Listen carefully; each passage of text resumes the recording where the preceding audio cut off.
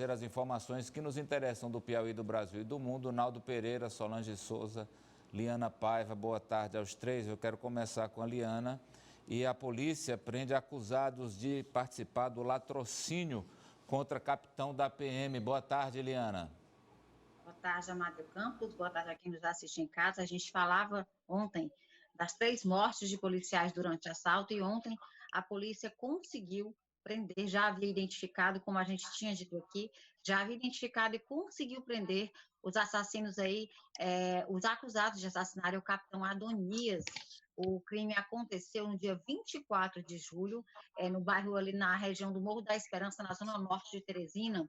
Ele estava na porta de uma casa quando foi alvejado com um tiro na cabeça durante um assalto. Ele ainda ficou 12 dias internado, Amadeu, mas veio a óbito essa semana, na terça-feira, e 2 dias depois da morte dele, ontem, a polícia prendeu primeiramente 2 acusados, um homem e um maior de idade, e depois realizou a terceira prisão também, apreensão de outro menor de idade. Então, uma prisão e 2 apreensões. O delegado Everton Ferre, que é coordenador da Polinter, já que o inquérito tramita lá, conversou com a gente e falou dessas prisões. Vamos acompanhar.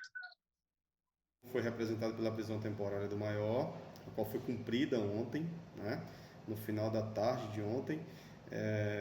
Também foi encaminhada a investigação para a delegacia do menor, do infrator, onde a delegada Valéria representou pelas buscas e apreensões dos menores. As buscas e apreensões foram decretadas na noite de ontem, né, encaminhadas aqui para a Polinter, a delegada Valéria encaminhou. A gente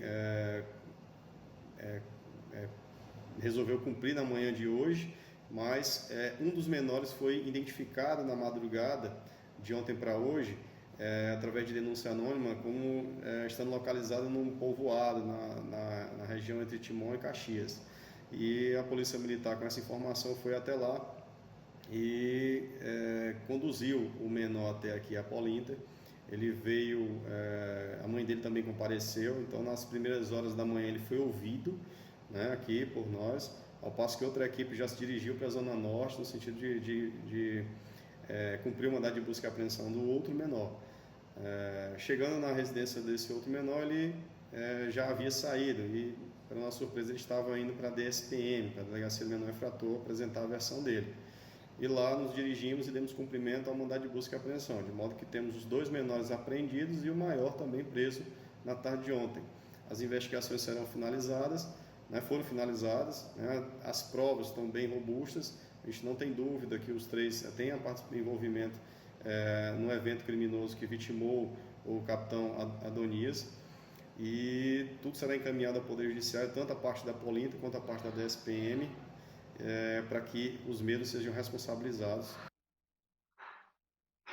Olha só, Amadeu, e quando o delegado fala de provas robustas, são imagens de câmeras de segurança que mostram exatamente os 3 envolvidos aí, os 3 suspeitos, no momento do crime, abordando o policial e participando diretamente da ação criminosa. O maior de idade preso, né, que tem 18 anos, ele vai responder pelo crime de latrocínio, né, que é roubo seguido de morte, e os menores por o fato análogo, o crime análogo ao latrocínio, né, de acordo com o Estatuto da Criança e do Adolescente. Agora com a Solange sobre os registros da Covid nas últimas 24 horas e também sobre a desmobilização de leitos de hospitais privados pela diminuição do número de casos. Olá, Solange, boa tarde. Boa tarde, Amadeu, para você e para todos. Nas últimas 24 horas foram 20 vítimas fatais da doença aqui no Piauí. Vamos aos dados oficiais da Secretaria de Saúde, são 57.100 casos confirmados no Piauí até o momento, 17.055 casos descartados, 149.369 testes rápidos que deram negativo, 1.436 vítimas fatais, 54.950 pessoas recuperadas. Também, Amadeu, 714 continuam internadas, 270 estão em UTIs, 2.437 altas médicas, a doença chegando a 221 cidades, Amadeu. O governo do estado, Amadeu, através do COI, que é o Comitê de Operações Emergenciais, decidiu que vai ser desmobilizado alguns leitos emergenciais de hospitais privados e também do hospital de campanha, o Hospital do Verdão. Vamos ver. O novo plano do Comitê de Operações Emergenciais para a Covid-19 prevê a desmobilização de leitos hospitalares criados para aumentar a oferta de vagas durante a pandemia. Vão ser reduzidos de forma gradual os contratos com hospitais privados que tiveram leitos alugados pelo Estado. 3 fatores foram considerados fundamentais: a redução na taxa de transmissibilidade do vírus, a ocupação de leitos de UTI e estabilização e a queda no número de mortes. No dia 12 de agosto, 10 leitos clínicos e 10 leitos de UTI vão ser desativados em hospitais privados. Metade dos leitos do Hospital de Campanha do Verdão deixam de ser utilizados no dia 16 de agosto. O Piauí conseguiu aumentar o número de leitos de UTI para 458, de leitos clínicos para 984 e leitos de estabilização para 73. A análise feita pelo Comitê de Operações Emergenciais mostrou que Teresina, Picos, Bom Jesus e Floriano estão na faixa de risco médio para a doença. Piripiri, Parnaíba e São Raimundo Nonato, risco médio-baixo. E Oeiras, baixo risco. As pesquisas sorológicas feitas no Piauí mostraram que a taxa de transmissibilidade do vírus agora é de 0,74 e o número de mortes por semana chega, em média, a 40 pacientes. 61% dos leitos de UTI e 24% dos leitos de estabilização estão ocupados. Olhando nesse momento para o índice de transmissibilidade, para a taxa de ocupação de leitos de terapia intensiva, para a taxa de ocupação dos leitos clínicos e também olhando para a redução do número de óbitos, o Centro de Operações de Emergência pôde recomendar ao seu governador e ele discutiu no COI ampliado, na tarde de ontem, um cronograma de desarticulação dos leitos alugados. Se nós estamos diminuindo a utilização desses leitos, é producente, é recomendável que a gente vá desarticulando os leitos alugados.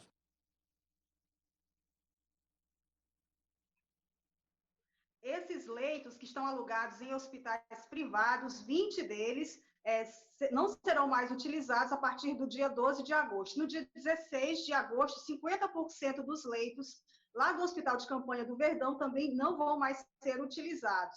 A taxa de transmissibilidade do vírus, Amadeu, que foi um dos fatores que em maio chegou a 2,95, agora em julho é de 0,74, menor do que 1, o que é um índice considerado razoavelmente seguro para essa medida. Se os números subirem, se houver o maior número de casos de Covid-19 no Piauí, essa decisão do comitê, ela pode voltar, eles podem voltar atrás e toda a estrutura volta a ser mantida de novo.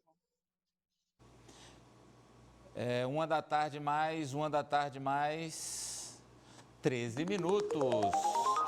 Toda terça-feira na TV Jornal, canal 20.1, você tem o programa Enem para Todos, um programa voltado para a preparação dos estudantes para os desafios do vestibular, de concursos e do Enem, que vai ser em fevereiro. Então, preste atenção, apresentado pelos professores Luciano Mourão e a José Fontinelli, é toda terça-feira, de 7 às 8, das 19 às 20 horas, na TV Jornal, canal 20.1.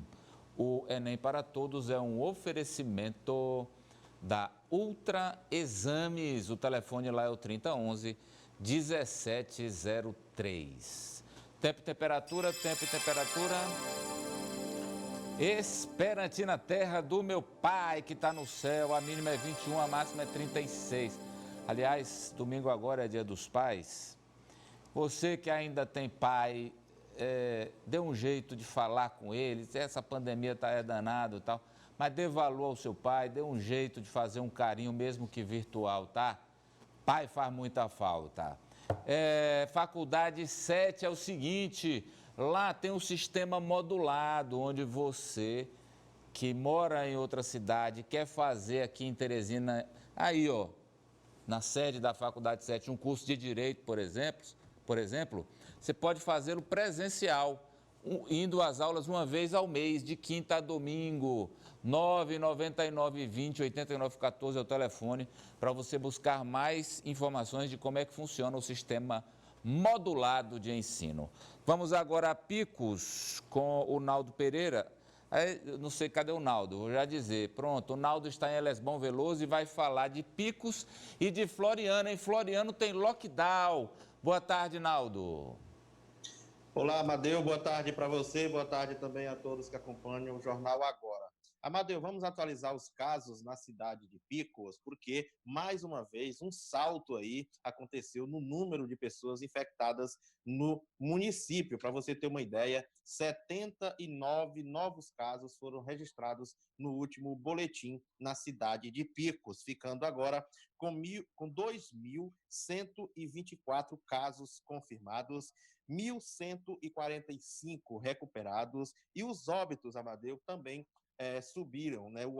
Mais um óbito foi registrado na cidade de Picos. Trata-se de um paciente do sexo masculino de 85 anos. Agora, os óbitos registrados na cidade de Picos são 29. Na unidade de terapia intensiva do Hospital Regional Justino Luiz, nós temos 10 pacientes internados e 24 na enfermaria. Um número aí, um dos maiores já registrados pela nossa equipe aqui na enfermaria e também na UTI do Hospital Regional Justino Luiz. Na cidade de Floriano, o prefeito Joel Rodrigues, o vice Antônio Reis e o secretário de Saúde, James Rodrigues, eles fizeram uma live. E nessa live, o prefeito decretou, né, o lockdown nos próximos 2 fins de semana do mês de agosto. A motivação seria também um aumento no número de casos. Vamos acompanhar. Nós estamos agora assinando aqui o decreto 089, que exatamente vai proibir o funcionamento do comércio nesse final de semana, no sábado. Já estava proibido no domingo, agora no sábado, com exceção de farmácias e também de postos de combustíveis que estejam nas rodovias. No mais, né, nós estaremos mantendo fechado, além do domingo, agora também, nos 2 próximos finais de semana, nós vamos manter sábado e domingo. São medidas necessárias diante do alto índice de transmissibilidade que acontece nesse momento em nossa cidade. Nós temos elevado o número de pessoas nos leitos clínicos do Hospital Regional de Floriano, aqui da nossa cidade, como também de UTI. Amadeu, o decreto em Floriano é o 089 de 2020 e a preocupação do prefeito Joel, além dos números dos casos que aumentaram na cidade, também é os casos de pessoas que ficam graves, né, que sentem aí os sintomas e precisam do Hospital Regional Tibério Nunes. E aí também está aumentando consideravelmente, por isso foi decretado aí lockdown nos 2 próximos fins de semana em Floriano, Amadeu. Obrigado, Naldo. Olha, além da questão do coronavírus, há outro problema assustando Teresina. Seria a volta da febre do Nilo, que é um problema grave, e com o 2º caso registrado. É isso, Eliana?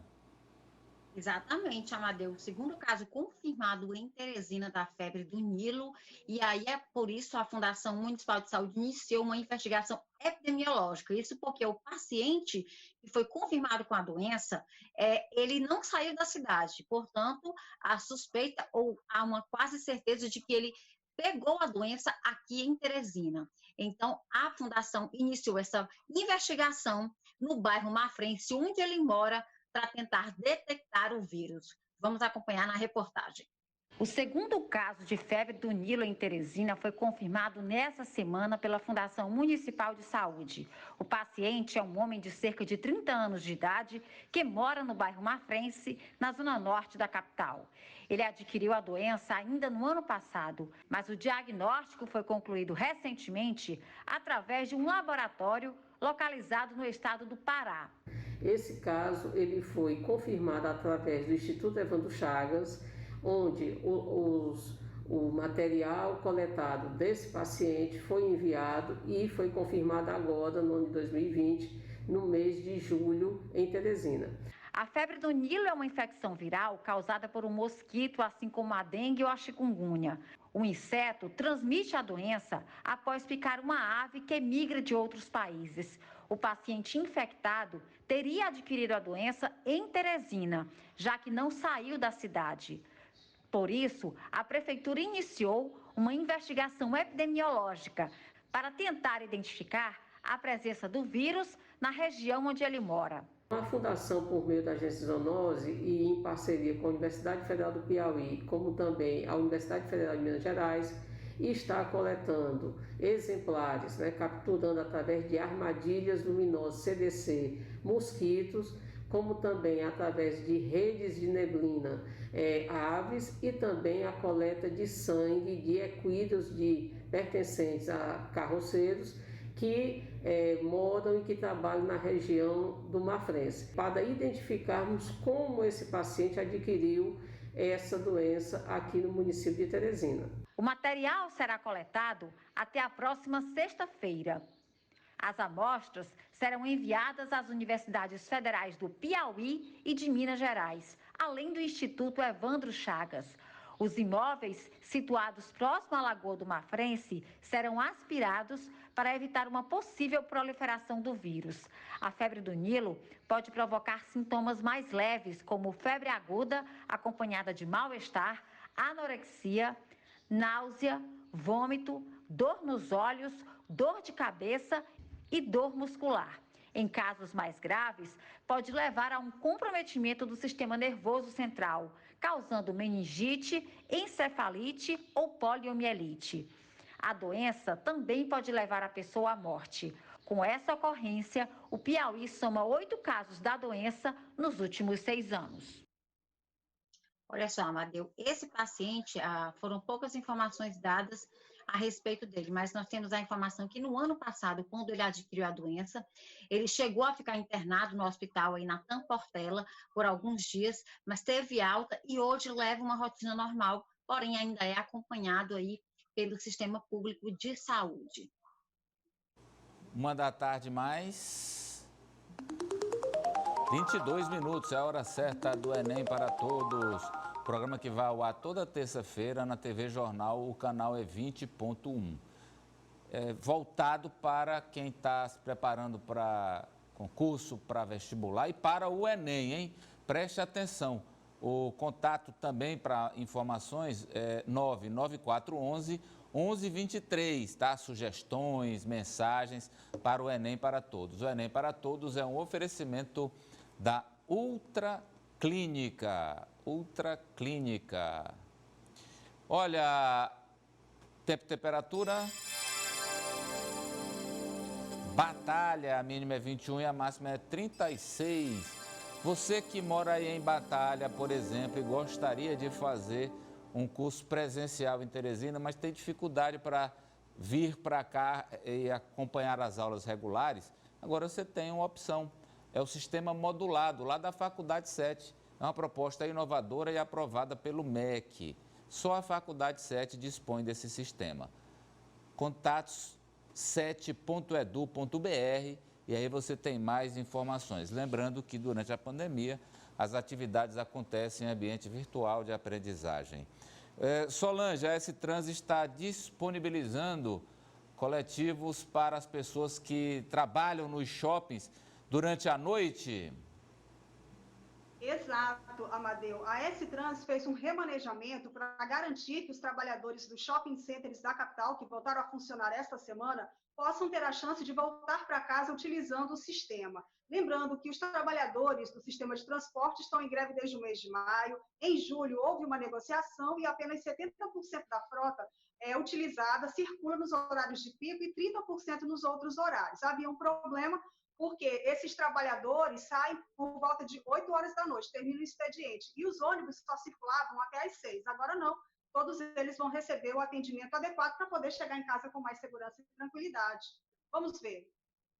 Com a reabertura de parte da economia, a S-Trans disponibilizou linhas de ônibus no turno da noite para atender a demanda nas regiões dos 3 shopping centers. As atividades deste segmento foram retomadas esta semana com a segunda etapa do plano de flexibilização. Havia um impasse porque a frota estava circulando até às 6 horas e os shoppings fecham às 8 da noite, o que impedia o acesso dos trabalhadores ao sistema de transporte. A frota foi reorganizada e passa a circular até mais tarde para atender essa nova demanda. Motoristas e cobradores estão em greve desde o dia 15 de maio. No dia 7 de julho, depois de uma intermediação do Ministério Público do Trabalho, a frota voltou a circular com 70% nos horários de pico, de 6 a 9 da manhã e de 4 às 7 da noite, e 30% nos outros horários. A S-Trans, através da Gerência de Planejamento, fez alterações nos quadros de horário das linhas que fazem atendimento entre cada bairro de nossa cidade e os shopping centers. São ao todo 18 linhas que terão partidas entre 19 e 19h30 para que possam estar na região de cada um desses estabelecimentos a partir das 20h15. E vai atender não só os trabalhadores do shopping, mas a população em geral que já está indo para esses estabelecimentos depois da retomada econômica desses setores, Amadeu. Olha, tem muita gente que está trabalhando em home office por causa da pandemia. Vocês, por exemplo, Naldo, Mesquita, a Solange, a Liana, trabalham nesse sistema. Mas tem uma pesquisa aí, Liana, que mostra que as mulheres têm mais dificuldade para operar em home office. Por quê? São duas pesquisas distintas que mostram essa realidade. A primeira realidade é que os brasileiros sentem, né, que a pandemia atrapalha o trabalho, ou aliás, que as tarefas de casa atrapalham o trabalho em casa, né? E aí vamos acompanhar bem, primeiramente, a primeira pesquisa, ela perguntou, né, aos brasileiros se eles acumulam ou não as tarefas de casa com o trabalho em casa. 56% das mulheres disseram sim, né, que elas estão fazendo as duas coisas ao mesmo tempo, e 27% dos homens disseram sim também que estão. Mas você vê a distância já aí, né, a desigualdade, né, do número de mulheres em relação ao número de homens. A outra pesquisa, ela trata sobre o impacto da pandemia na vida profissional dos brasileiros. 81% geral, homens e mulheres, disseram que estão mais ansiosos, 68% disseram que aumentaram as obrigações dentro de casa, precisam fazer mais coisas, dar conta de mais coisas. 67% disseram que estão mais estressados, principalmente por questão de financeira, falta de dinheiro, ou 53% estão mais estressados por questões profissionais e 15% perderam o emprego. Em relação às mulheres, foram ouvidas, Amadeu, 2.641. Nesse contexto, nesse cenário, a maior parte declarou ter aumentado a demanda de trabalho em casa. As seguintes atividades são as mais citadas. 80% tem que preparar os alimentos e trabalhar, 81% falaram de lavar louça e trabalhar, e 81% limpar a casa, né? Isso foi o que demonstrou a pesquisa realizada aí por duas entidades, a Gênero e Número Mídia e a Sempre Viva Organização Feminista. E um outro dado que foi passado é que as mulheres, além de se cuidar, de cuidar do trabalho, de cuidar de casa, assumiram a função de cuidar de outra pessoa, seja de um familiar, né, 80% um familiar, 24% de um amigo e 11% de um vizinho. Então, 50% das entrevistadas estão cuidando de outra pessoa e distribuído entre essas pessoas aí, ou parente, ou um amigo, ou alguém que mora perto, enfim, um vizinho. E vamos lá. Esses são os dados, né? Novamente, eu acho que eu errei na cartela, repetir, mas esses são os dados e eles mostram a questão tanto da influência dos trabalhos de casa, dos afazeres de casa na vida das pessoas, dos profissionais, mas principalmente essa desigualdade da mulher, né, Amadeu? Ela sempre acumula mais, ela sempre, mesmo numa realidade onde ela está inserida no mercado de trabalho, ela trabalha, ela tem que dar conta sempre de mais coisas. E foi isso que a pesquisa demonstrou. Sempre ela tem a terceira jornada, porque muita gente tem a jornada do trabalho, tem a jornada do estudo e descansa. No caso dos homens, e as mulheres não, elas têm a jornada do trabalho, a jornada do estudo e cuidar. Não é fácil para vocês, não está fácil para vocês, hein? E eu estava vendo. Eu estava vendo ali naquele. Calma aí, Eliana. Eu estava vendo naquele negócio, o mapa aí que você mostrou, a cartela das tarefas, né? Que predominantemente são as mulheres que fazem. Dá para mostrar aí, Juliana? Estava lá, né? Lavar a roupa, lavar a louça, fazer comida. É da cultura, né? Que essas atividades, olha lá, ó. Preparar alimento, lavar a louça, limpar.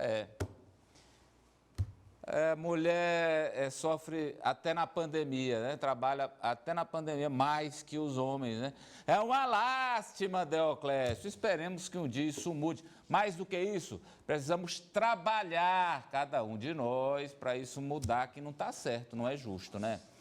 Olha, Teresina ganha um centro de acolhimento para o tratamento de pessoas em situação de vulnerabilidade social com sintomas da Covid. Fazer o bem sem olhar a quem.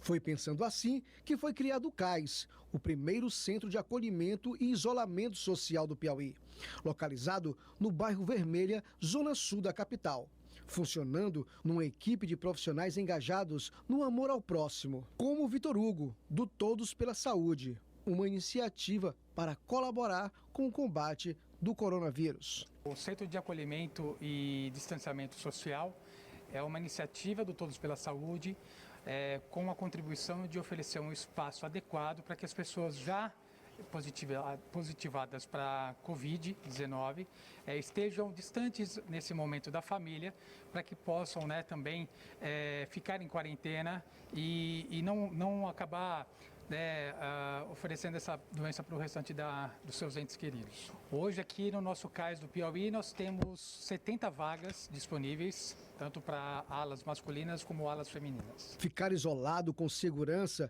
para si e seus familiares, sendo acompanhado diariamente se há evolução da Covid ou não. Tudo monitorado. E detalhe, com atividades que torna esse processo mais leve. O nosso centro, ele está com a equipe de enfermagem voltada para o monitoramento diário desse paciente. Além disso, nós contamos com toda a rede da limpeza, né, para a gente estar mantendo esse paciente sempre de acordo, né, com cuidado a ele. Temos também a área de lazer, onde vão ser oferecidos leitura, oficinas de crochê, jogos. Vamos ter também atividades laborais para eles e todo um aparato de segurança e ambulância 24 horas. O CAIS foi criado para pessoas que estão em situação de vulnerabilidade social. Aqui terão toda a infraestrutura necessária. Para você ter uma ideia, são 7 quartos com 70 leitos para todos os gêneros, deixando assim todos à vontade para passar esse momento tão difícil longe da família, mas com atenção redobrada. São ações assim como essa que faz toda a diferença em nossa sociedade, pensando no próximo e acreditando que cada um pode fazer a sua parte, pois o amor e a atenção em tempos de pandemia nunca é demais. Muito bacana isso, né? E importante. 1h mais 33 minutos. Olha, você que é vestibulando, está se preparando para o Enem, acompanhe o programa Enem para Todos, na TV Jornal Meu Norte, de 7 às 8 da noite, das 19 às 20 horas, toda terça-feira, com a apresentação dos professores Luciano Mourão e a José Fontinelli. Segue lá no Instagram, @programa Enem para Todos. O Enem para Todos é um oferecimento do projeto Aprova Timon, pré-Enem Popular. Tempo e temperatura,